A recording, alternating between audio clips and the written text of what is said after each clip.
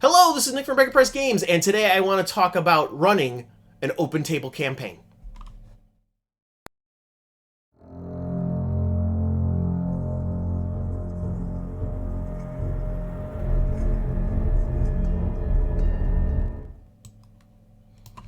Alright, so for the last 3 months, I have been running an open table campaign, and it has been super successful, and I want to talk about the secrets to my success. Now, one of the things that I am going to say interchangeably throughout this entire video is I'm going to say, instead of DCC RPG, I'm going to say D&D. But that's because when I talk to people about playing D&D, I say D&D. I'm actually referring to playing DCC, but that's okay. Because when you are talking to people that have a casual interest in playing role-playing games, just saying D&D is enough. So, that being said, number one, find a couple of diehards that are really excited. So, in my case, I work a retail job. I had a couple of different people that found out that I play RPGs and that I design RPG material, and they kept coming back to me and being like, hey, I'd like to play D&D with you sometime. And I was like, yeah, that would be great. And I put it off for months.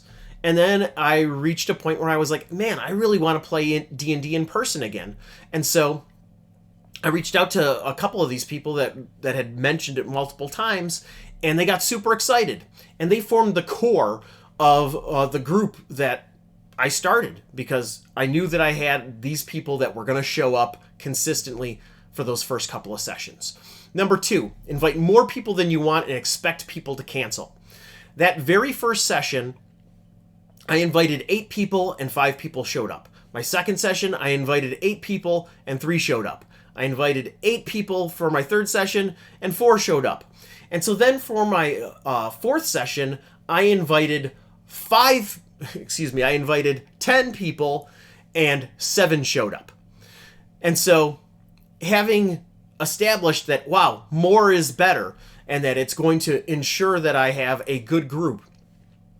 Yeah, 7 people is a lot of people to try and entertain, but it's okay. I've got tips for that. So finally, relating to this, my last session, I invited 10 people. I had 4 people cancel same day, and I had 6 people showed up. Now, for me, the perfect group size is 4 to 6 people. And so if I had only invited 6 people and 4 of them canceled, I would have only had 2. And then people might have been like, the session was okay, or they might even cancel. Oh, there's only 2 people here. It's much better to just invite more people than you need. So number 3, invite new people every session and keep your pool fresh. I think this is a really important thing because you don't want to keep going back to the same well. If, for example, one of my players, I invited them to the first session, they had a fantastic time, I invited them to the second session, and work ran late, and so then they canceled like a half an hour into the session, and then the third session, they ended up forgetting about it completely. And then I was like, do I invite them to a fourth session? And then I waited for them to come back to me.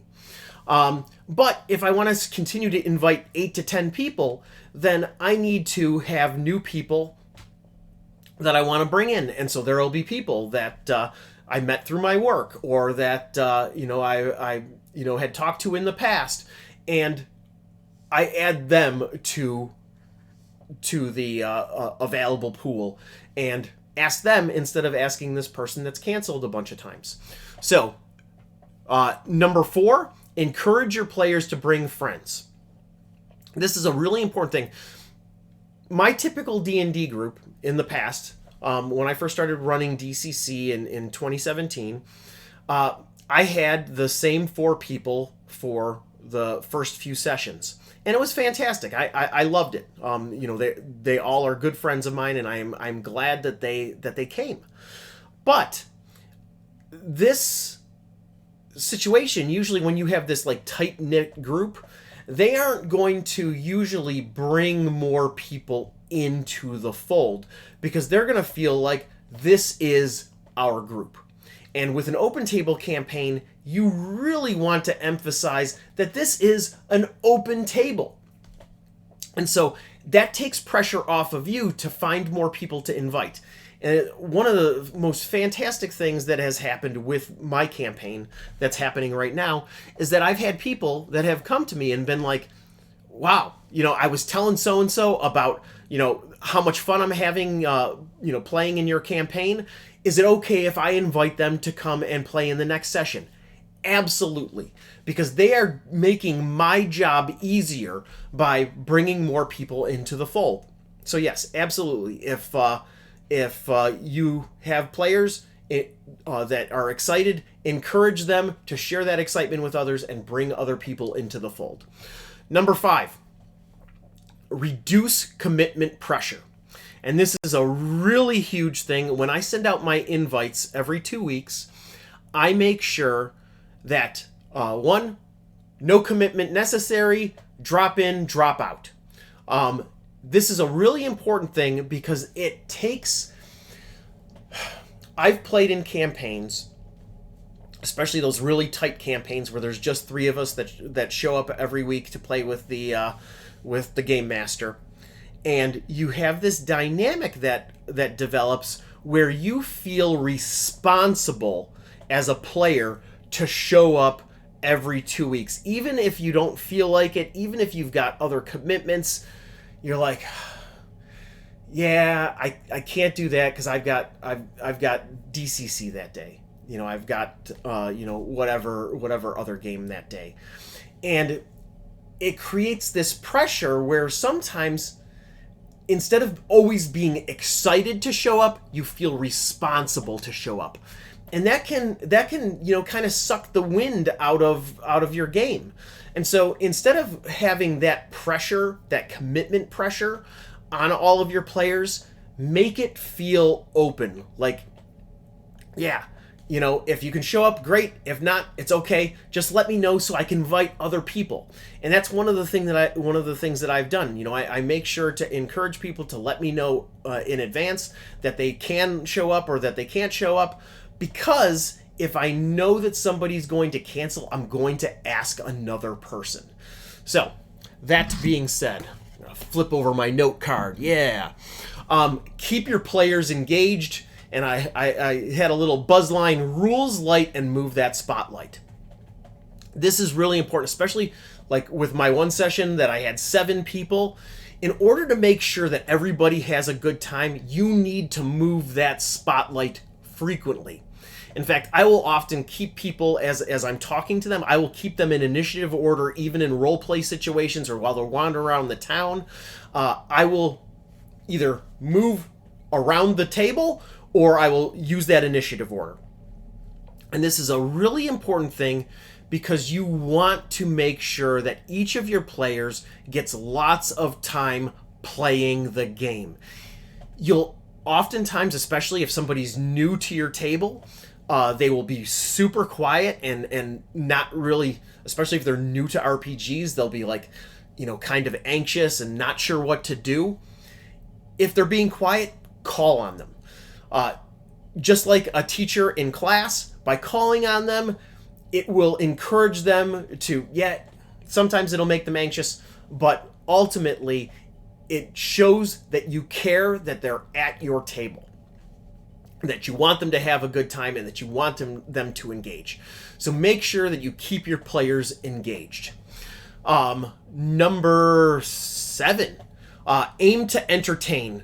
Bring the energy level up. Now, I have the unique advantage that I feel like I kind of have a perfect storm of advantages. I was a vocalist in a hardcore punk band, so I'm used to engaging with a crowd.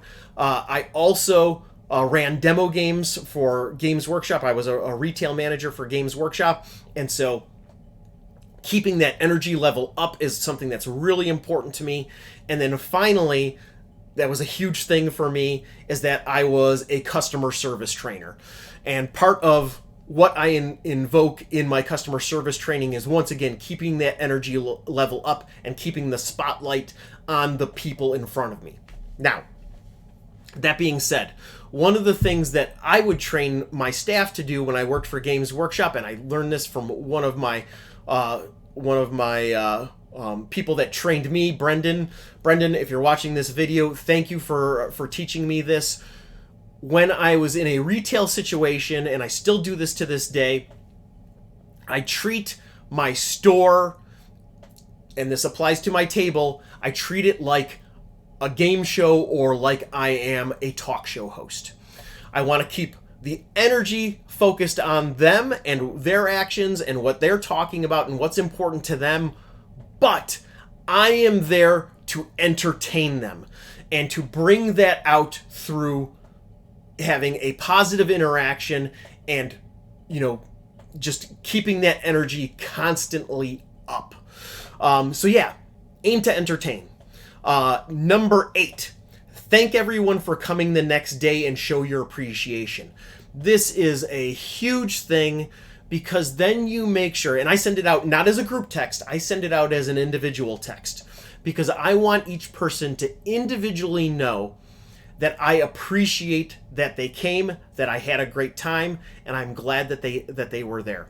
The other thing that I will often do is I will highlight moments highlight a moment from the night before, like, oh, it was awesome when you did X, Y, or Z.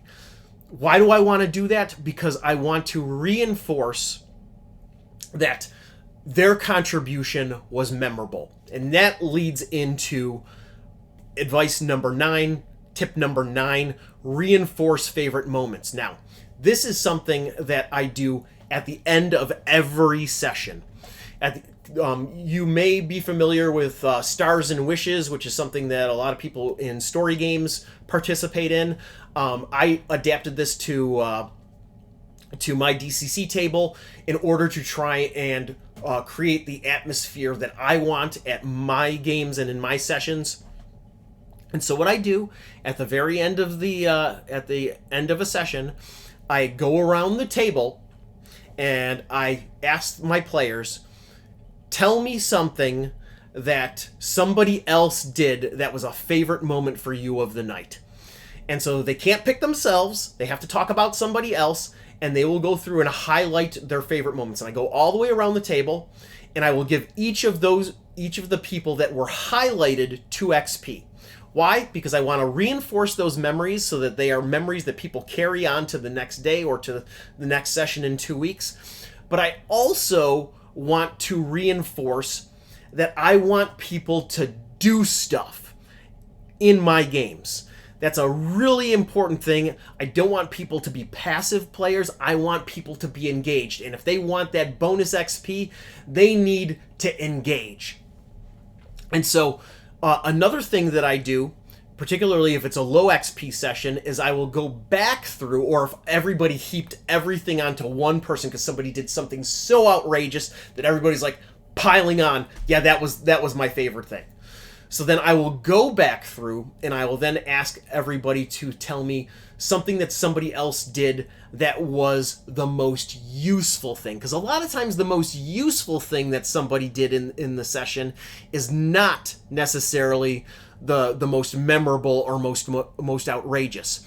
But that way we are spreading the XP to more people and having more situations where somebody else will get highlighted.